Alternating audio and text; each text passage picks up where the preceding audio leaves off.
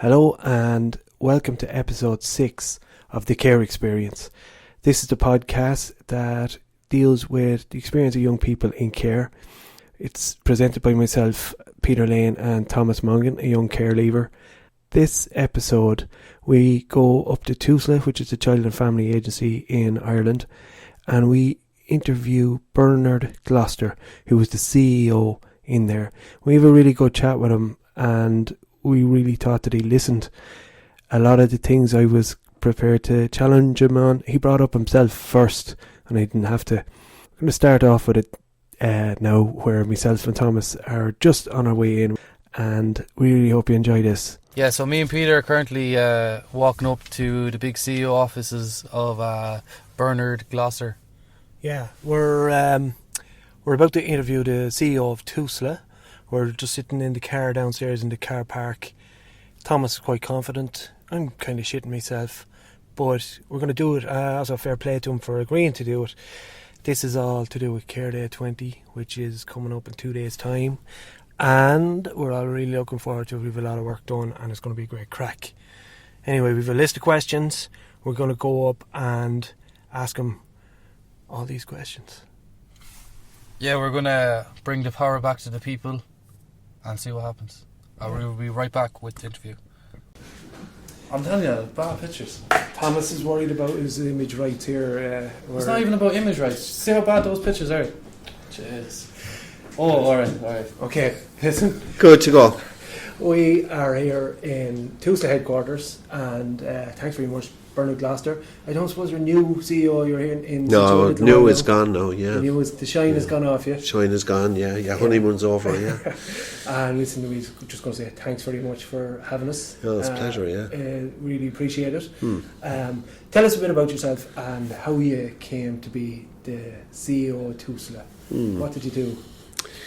Yeah, a couple of people have asked me that since I came. What did I do or what didn't I do? As the case might be, to become the CEO of TUSLA, so it was never my life plan to do that. I've been in the public service now for over 31 and a half years. I have two parts to my career. So all of my career has been in what we call the health and personal social services in Ireland. So the health board system first, then the HSE system, and obviously TUSLA left the HSE a couple of years ago. So the two parts to my career are, the first half of my career was a social care worker, working with children in care, worked in residential care, worked out in the community. Same as myself. Yeah, did a bit of work on a child protection team, so lots of different bits and pieces, but that's an awful long time ago now. And when I was coming towards the kind of end stage of my career in social care, and I didn't know it was the end stage, but when I was coming towards that, I was more managing social care. And I suppose as time moved on, I found myself attracted to the management task, having done the practice bit. And because childcare was part of the health board system, there were lots of other management roles in the health board system, and I did a bit of further training back around 2000, and I decided really my career was in the management space, and whether that was in social care, older people, disability, mental health, hospitals, I've done them all at this stage. So it was about managing public services. That's where the second half of my career has been, as a senior manager. And just before last September, I was the chief officer of the HSE in Limerick, Clare and North Tipperary. A couple of months before that, the TUSLA job was advertised, and I guess I thought, look, if I'm ever going to move from a regional to a national position to try to influence maybe a different direction for public services, well, this kind of really is it, because it was the perfect fit. It wasn't because it was just so much childcare. It wasn't because I had a background in it. I think the background I had all those years ago gives me a filter, but the management experience I have gives me a chance to put the two parts of my career together and at a national level try to make some sort of a difference and hopefully shape it a bit better for whatever couple of years I have in it. So that was really it. It wasn't a design by any means. It just panned out that way. Okay, very good, very good. These are some of the questions we ask when we do the fora with young people in care. These are some of the questions we ask. When we were trying to come up with questions to ask you, and we said we're just going to ask you the exact same questions that we ask the children who are in care when we meet and when we do the fora. And I don't know, the fora, my colleague Suzanne O'Brien, she kind of started off that working in collaboration with TUSLA about getting the opinions of young people, their wishes and their concerns about the care system and how to make it better by listening to them. So we're going to ask you the same questions. Yeah. What's going well with the care system? What's going well with the care system? I think if you take the care system on the whole, whether it's res care or whether it's foster care, and I include aftercare in it, because I think there's a danger if it's separated from it, it's far too easy for it to become less than. I couldn't agree more. So I think care to me is about when the care system is involved in and connected to someone's life. Yeah. Whether you're in care, whether it's foster care, res care, whether you've gone home from care, or whether it's aftercare. So that's just to say when I'm talking about the care system, that's what I'm talking about. What do I think is good about it, or that's going well? Well, the two things I think that's good about it that young people and care leavers have said to me since last September when I've gone and met them and asked them questions. And I've done that in a very public way with groups like EPIC, and I've done it in a very private way with individual people. So probably a lot of people know 1 day a week I visit services. Okay. I go out into a different area of the country 1 day a week, and I'm pretty, I won't say religious, but I'm pretty rigid about making sure that happens. Yeah, we all heard that fairly quickly as soon as you were doing it anyway. And that keeps me connected to what people need to say to me, that keeps me grounded. But yesterday I was out in an area of the country, it's here in one of the parts of Dublin that we have. Was it Cherry Orchard? I was in Cherry Orchard, but it was part of a wider day. I'm not stalking you now or anything, but I just came from a meeting there. Yeah, so it's part of a wider day that I had. But the point I was going to make, is it's a long-winded way of making it. Part of my visit yesterday, I went to visit a care leaver in his flat. He's in the CAS system, in the capital assistance. He has an apartment under that. And the guys in Dublin wanted me to visit him with his aftercare worker, which I thought was, firstly, I thought was an immense privilege. But secondly, when I went and met him, I asked him the same question I've asked most people that I've met on an individual basis and in a very private and respectful way. And it's essentially this. I asked people, were the people who were involved in your care, or who were involved in your care, is your memory of them that people were kind to you and good to you? Now, of course, there's all the professional things have to be done, and the reviews and the care plans, and that, those are extremely important.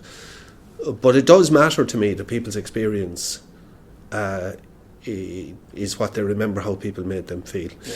And one of the things I would say is good about the care system is resoundingly, the majority of young people will say to me that most people were kind to them. They won't say it about everybody. They will equally tell me that there were people who were not kind, not good. But what I'd say is I think there's still a high factor in the care system of a basic kindness towards people in care. And I'd hope that would be to people who aren't in care as well, in whose lives are falling. So that's one of the things I think that's working.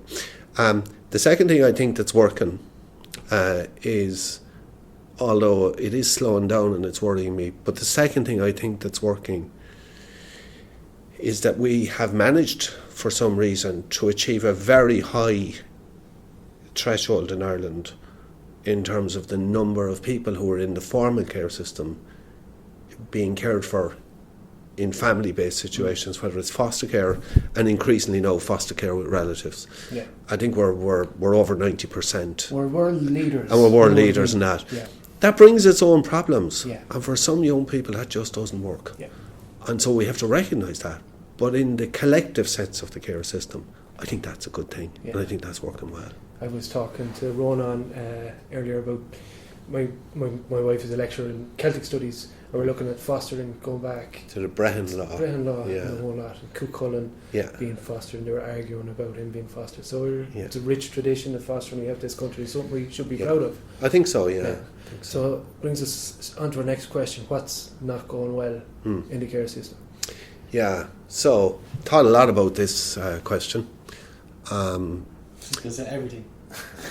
That's, and I can understand how somebody who's experienced it, which I haven't in a way, can be led to that conclusion. But I do think it's important to try to focus on the things that aren't actually going well about the care system, because I think it's important, firstly, that TUSLA, as the state agency to provide or oversee the care system, is able to identify what isn't working well, is able to be honest enough to say it's not working well, and has some type of plan to try and fix it.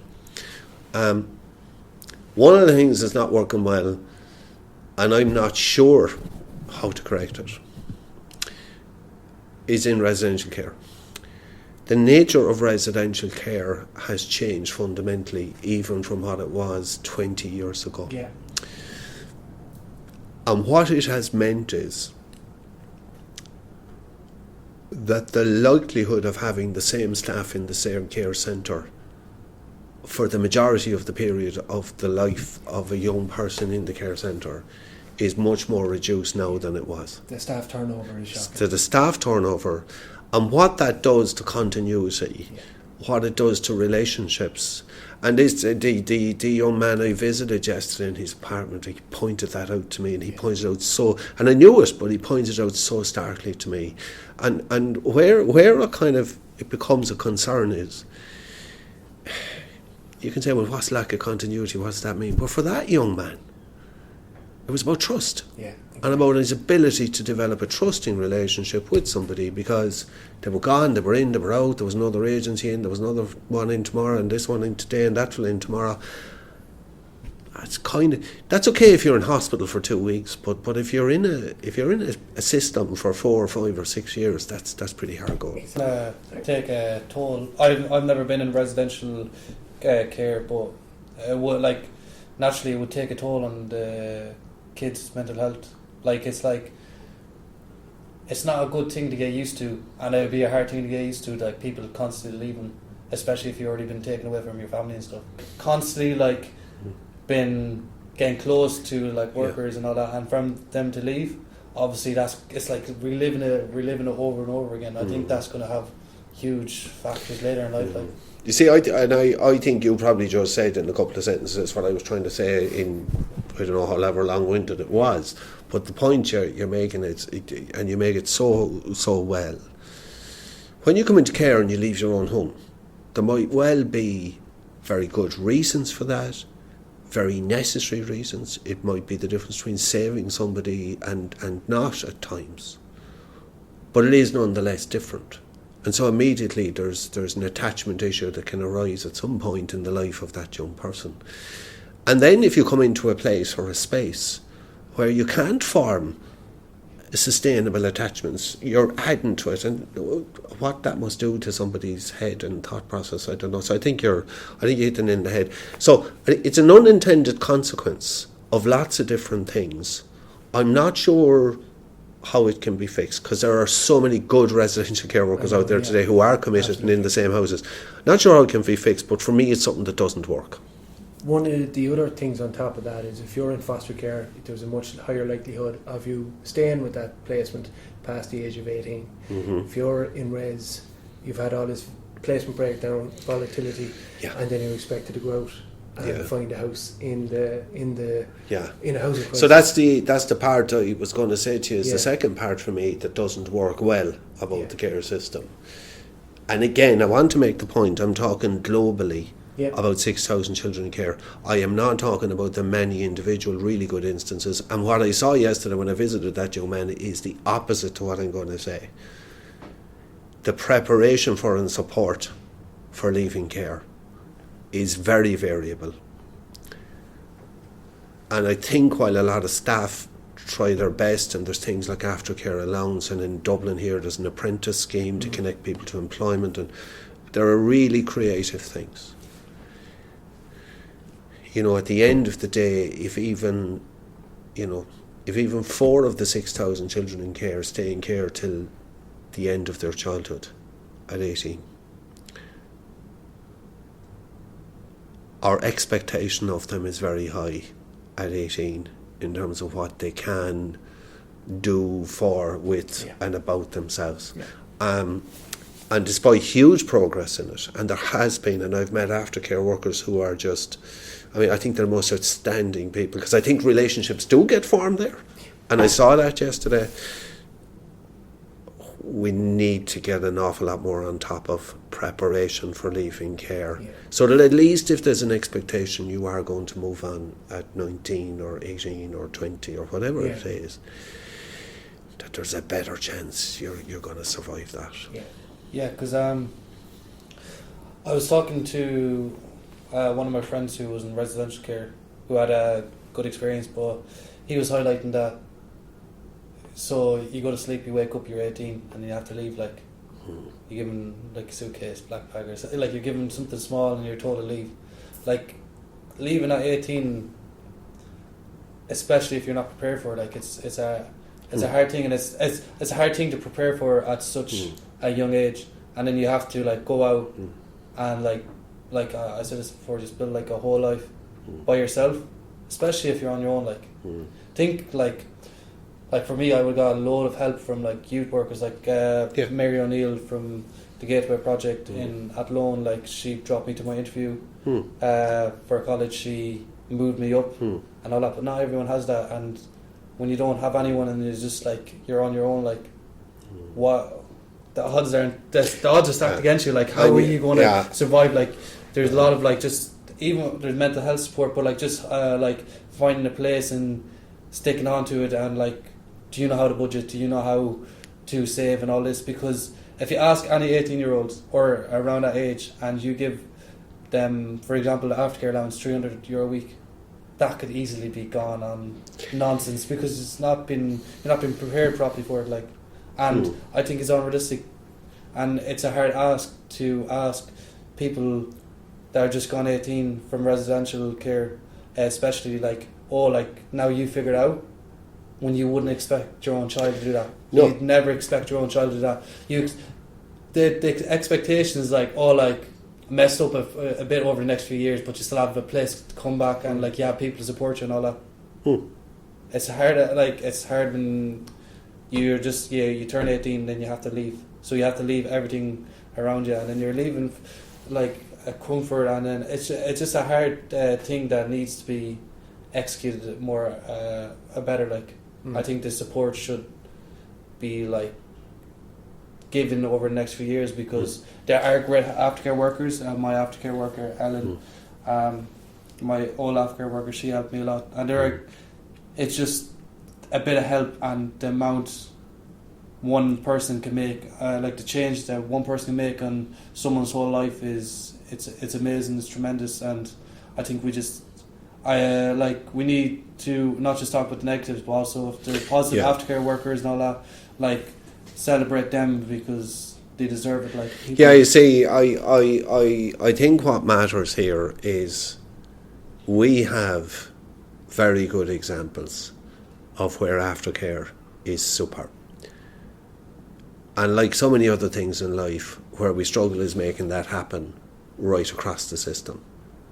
And that's the challenge for government, it's the challenge for the departments of children, the Department of Health, and it's the challenge for TUSLA to make that happen on behalf of the state.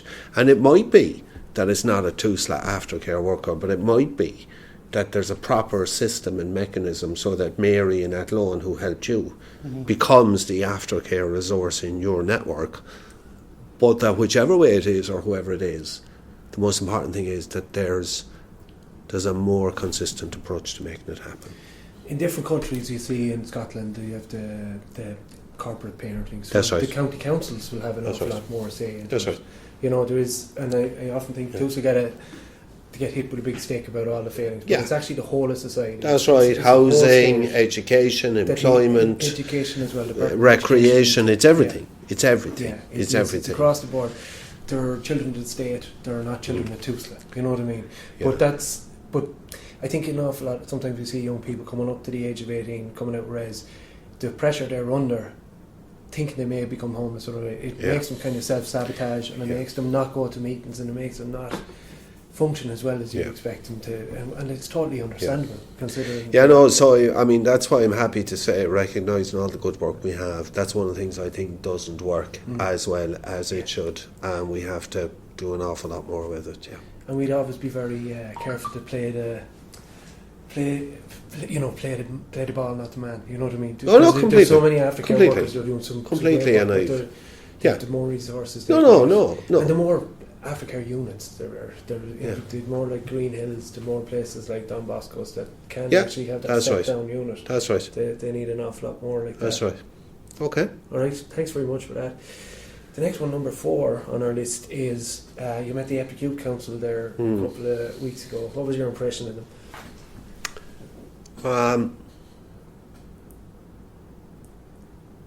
So I think at the time I put up on Twitter, I know that makes me sound terribly posh now at my age to be doing Twitter, but I actually do all my own Twitter account, but and I don't do Instagram or anything else because I'd need a FOSS course or some other kind of a course to do that. So, but I put up on Twitter at the time. It was a Saturday, the October bank holiday weekend. I was in the TUSLA job a couple of weeks. And because the Epi Council could really only meet on a Saturday, I said I'd meet them on a Saturday. So I came up from Limerick on the Saturday. And I'll be honest, I was coming up from Limerick on a Saturday after a week's work here in Dublin. It was a bank holiday weekend. And I was initially coming up saying, I could really prefer if this was on Friday or Monday or whatever. But I did put up and did tell people that it was one of the best days I had in the job at that stage. And I'd still say that. So why? Because, well, I mean, I met Epic officially, their CEO, Terry, and so on, but the Youth Council is the Youth Council. And here I was in a room on a Saturday afternoon, below off the back of Smithfield, for maybe 2 or 3 hours, with the Epic Youth Council. And there were 2 reasons why I would say it was the best day in the job at the time.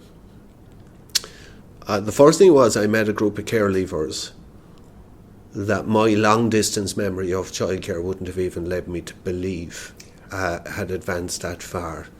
I was sitting in a room with a person who's a PhD, a social work student, a social care student, a teacher, a person who had been in care and has a complex disability, a person who was on the fringes of homelessness. So lots of different outcomes, some good, some challenged. And why did I think it was good? Well, apart from me being informed by their experience, there were 2 things that I would say made that really, really good. And I think it is about advocacy groups that are made up of the people who have been in the system. I call them the real experts, and that's not to be kind of patronising, but I do. So the first thing that struck me was you had people who had potentially been through some of the most adverse experiences you can have in childhood, by virtue of the fact they ended up in the care system at all. And you had them willing to, because now they're young adults, you had them willing to advocate in a balanced way that wasn't about TUSLA bashing or anything like that, but in a balanced way about trying to make it better for the children who are in the care system today. That was number 1. And number 2, what struck me was their insight into the actual issues. Their way that they could identify the issue and communicate it in probably the most straightforward fashion, but hit the nail on the head.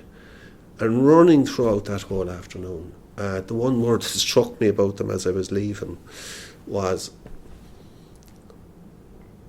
there was an enormous generosity for someone to take their life experience in something like the care system, to leave it behind you, and you'd kind of be inclined to say you wouldn't blame anyone for saying good luck and thanks, but to move on from it and in your adult years turn around and have the generosity to share your experience in a way that might reasonably have a chance of helping others, and to do it in a way that breaks stigma and that thing. So the Patrick Frayne in the Irish Times last Saturday, Article, yeah. Well, that to me, because some of the people in that story are on the Epic Youth Council and I met them, that to me captured the essence of what the value of the Epic Youth Council is. You can't buy that. You can't make it up. You can't create it. It's like I say about Care Day. It's by and for the people in care. It's not about TUSLA or anybody else. It really is. So that's my memory of it. Pretty striking. Yeah. Yeah, no, they're a great bunch of people, even though Thomas is here beside us, and he doesn't even have the decency to be blushing when we're talking about them like that. Like, he knows. When you know it, like, no. Even after that Children's of Dublin piece, when I went into the office, Suzanne and Danielle were there, and they're like, "Oh, that sounds like very." It's hard to like take it when it's like said in front of you, like. Yeah. You have to process it and all that. Yeah. I'm sure I'll cry later. I'll get all emotional. I'll have a picture of you. Thanks, Bernard. I told you, second captain's live. You guys are just you are some two-hand reel. But that's epic, yeah. Yeah. No, they're great. They're a great bunch of people. It's very worthwhile endeavour, like, because they do, like you say, that energy to make it better for the next generation. Like, it's a very pure and magic energy, like, to be able to harness is an absolute privilege to facilitate. Look, I mean, I'd go so far as to say this, and I think to be fair, a lot of other organisations, including advocacy groups or membership groups like the Irish Foster Care Association, I think a lot of people would forgive me for saying this, and they would take it in the spirit it's given. Every organisation, every group plays its part, and I think deserve a lot of respect for that. Certainly for me, in the position I'm in today, and I think if I was to leave here tomorrow, there'll always be something special about Epic for me. Oh, thanks very much. And that they're just I think it has got to an amazing place, and I think its potential is unlimited. Yeah, I think it's great because it's great to have advocates there for when you're in care and you need help, but it's also just a great place for people in care to want to make a difference. Yeah. I would wish that, and I would hope that it spreads, and the awareness of it spreads more throughout like the country, because like I didn't know much about it before I came, and I'm sure that'd be like for lower places, so like more offices and stuff opening would be amazing, and just getting it out there and just having extra support for the people in care would be amazing. I think so, yeah. We could do with a break. We're working very hard. We could do with a few more of us to get people on. Okay. That's a violin I hear, is it? Absolutely. So Care Day is on Friday. Had you heard of Care Day before? No. No. And I never heard of Care Day before I went to Epic either. So like that would be good to spread it as well. Like. Yeah, well, I put my hands up the day I went to meet Epic. So one of the practical benefits that Saturday afternoon was the guys taught me about Care Day, and I was going to go on Care Day. What? I hadn't heard of that one, and nobody in TUSLA had taught me about it, which would suggest to me very few people necessarily weren't aware of it. And I know it's a developing thing in Scotland and other countries. And then they showed me the video of the Vox Pop, and it's a bit of a laugh because I'm from Limerick, and the video was done in Limerick, and it was kind of like stopping people like, what do you know about care? And it was interesting to see people's very maybe naive, ill-informed response and people's very sensitive response. But I hadn't a clue what it was about, but I think it's a pretty special event that will grow, and I think it's pitched. I've seen Epic people for the last week on social media really pitching it in the right way, and I've even seen other people trying to challenge, saying, well, we don't need a care day, we need a better care system. And I've seen people in Epic go back to say, yeah, and 364 days a year we go after that. But on Care Day, we're also celebrating our talents. Yeah. We're celebrating the abandonment of any sense of stigma or whatever. Yeah. So it's really good. Yeah, it's really good. We probably do get a bit of stick, because it's not as if we're glossing over the bad things. We're just saying this is the day where you're actually allowed to be proud. And I think in the Patrick Freyne interview, That's right. where he said it's really right and proper that as society, when the state fails a young person, we feel ashamed. But when you see young people doing well, it's healthy and it's good for You need to celebrate to it, to be proud of them. Like, and you need to celebrate it. Yeah. Yeah. Just like the LGBTQ plus community celebrate for the month. Yeah. And like, but they still fight for their Yeah. rights for the whole year. It's Yeah. the same kind of Same principle. like, Yeah. we're celebrating the positives, but we're still fighting Yeah. for the rest of the year. We're doing a lot of work to change the stigma and try to change some of the policies and stuff. Yeah, most of the world's, you see, most of the people who aren't in care or haven't anything to do with the care system, Yeah. most of them, their knowledge about the care system is only bad stories that they hear in the media. Yeah.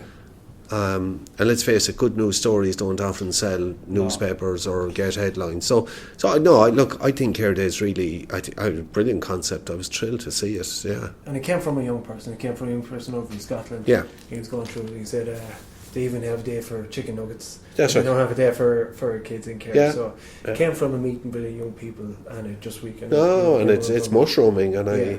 I think again it could get to a really good place. Yeah.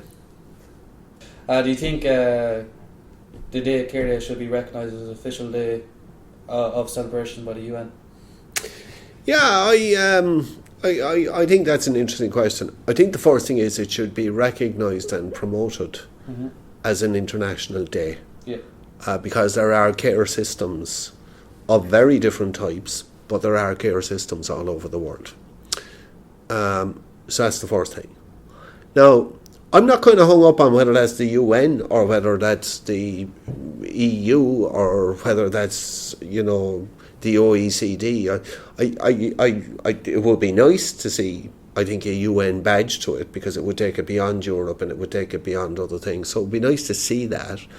But whether it's UN or not, I suppose what I'd really like to see is, firstly, that what's within our control in Ireland as Irish people, we make it a 32 county day, that every county sees something visible of it.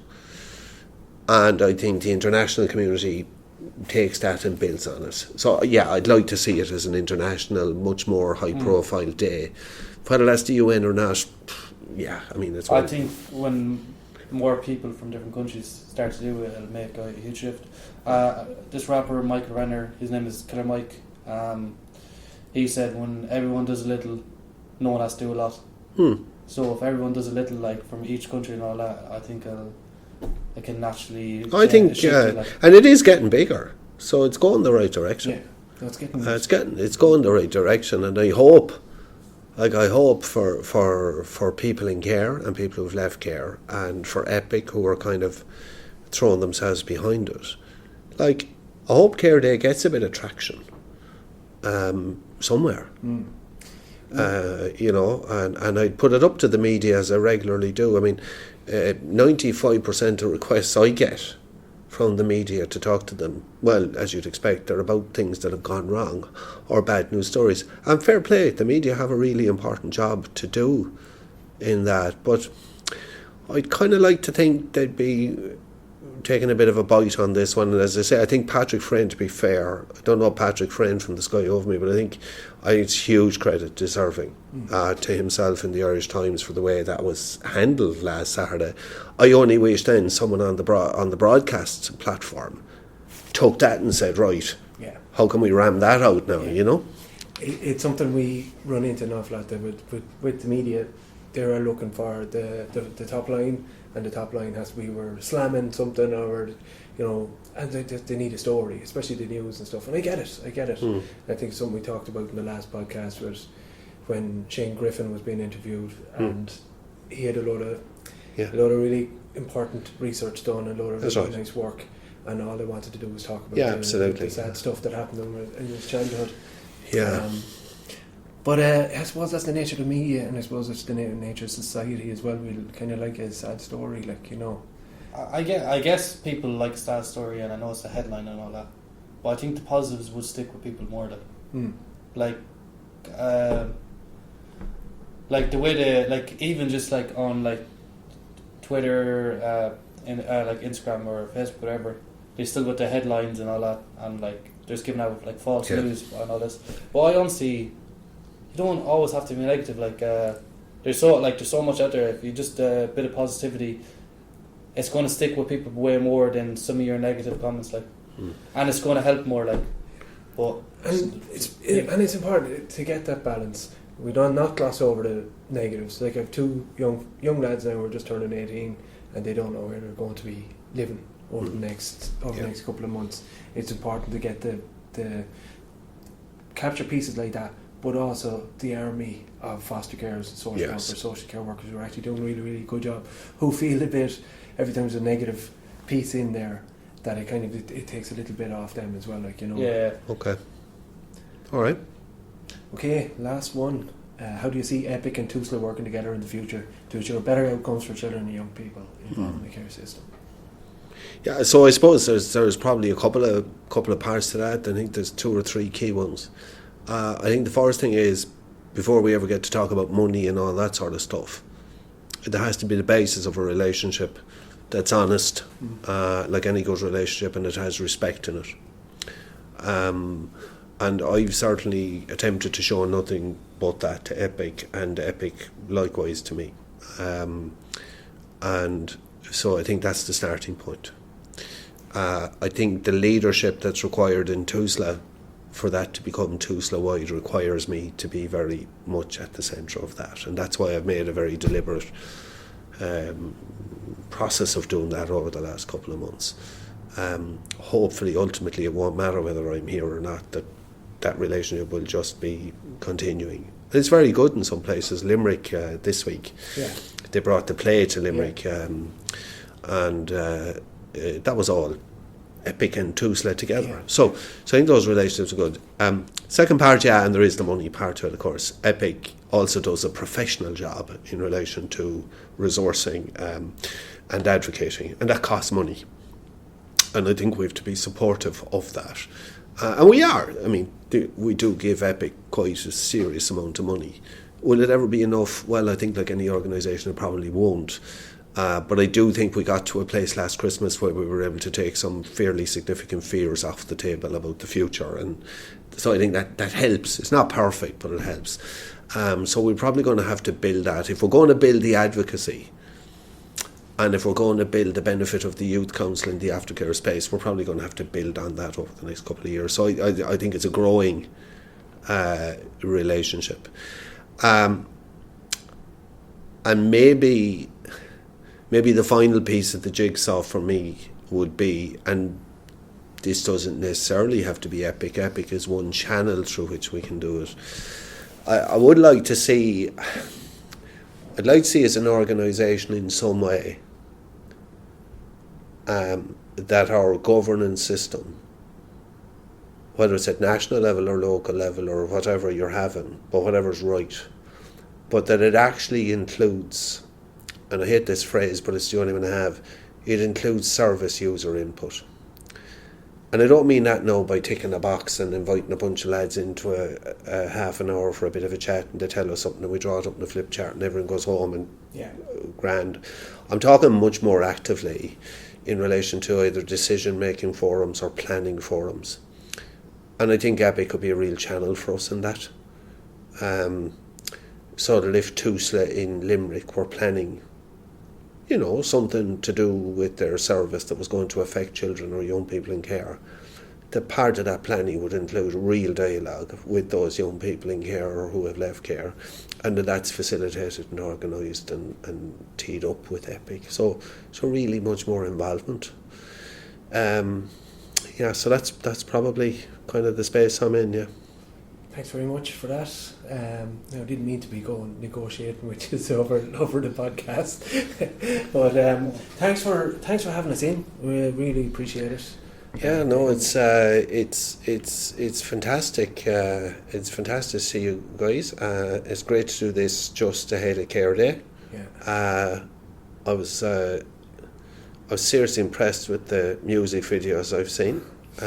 Genuinely, Jasmine, Dylan, I you have to mention Thomas. Yeah, but I mean, but the whole The whole series of those. Now, I'm at my age. I'm not sitting down watching rap videos and whatever, but I did listen to them. I think apart from the production and quality and artistic nature to them, I mean, there's messages in them, and I personally didn't like them. you didn't like them, right? Okay, but you're being a bit bashful, are you? No, I was a bit honest. No, I no, but I do. I think the artistic dimension to young people and using that talent as a way to convey a message. So, like, even the way you guys are doing, using the podcast system, using the sound engineering background, wherever you can do that, I mean, that's powerful. It's just presenting richer texture to the people who are in care. Like, you're not presenting, you're presenting narrative, you're presenting real people. You're presenting. One of the songs we did a couple of years ago, I visited a young child down in Res, and it was about a year after we released it. She was 10 years old, and she comes over and says she puts on YouTube, and she rapped every single word. She knew all the words. Okay. And it blew me away. Like, really kind of. I was really emotional afterwards because I made that video. You know what I mean? And it actually mattered to them. So producing that bit of care community, that bit of culture within them, that we can mobilise, that we build on that piece that they're helping themselves, are actually going and it's funny. I know I work for an organisation called Empowering People in Care. We actually hate the word empowering, but I think it is the word that is is the most applicable there. Empowering, giving them the power. And it's not just to say what it is, but actually do what they're supposed to be doing as well. It's good to have output to do it. Peters was great at editing the video and getting the shots, and then in Cork with Gary GMC Beats, he was brilliant as well. Okay. I said on one of the other podcasts, but he was amazing because he was invested in the young people that always come in.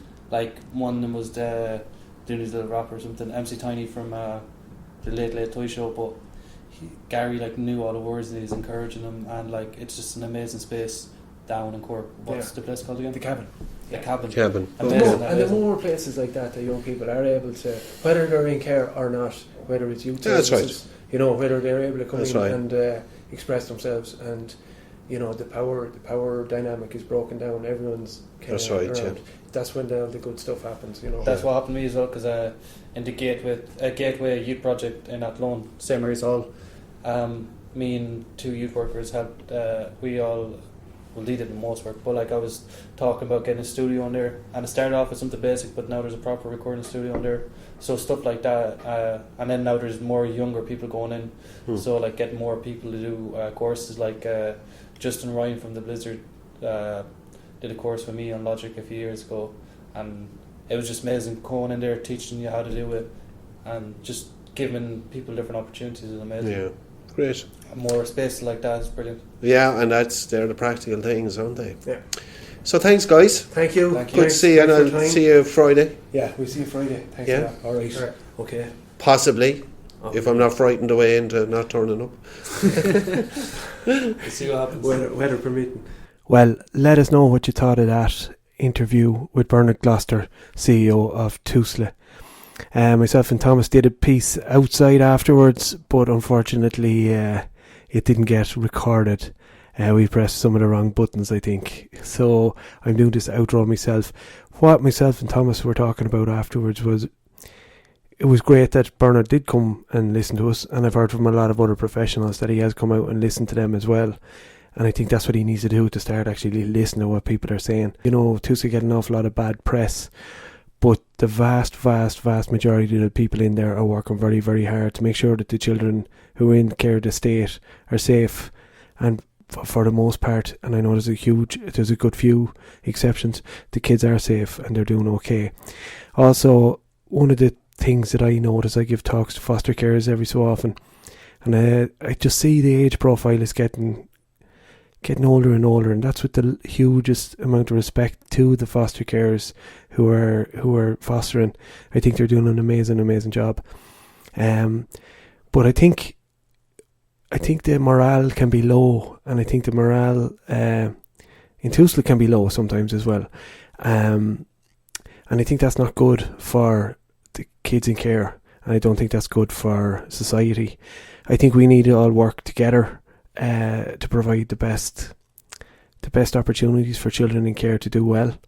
And if we're all fighting against each other, that's not going to happen. We need to work together closer, all agencies involved, to make sure that we have the best outcomes that we possibly can have for the children in care that we work with.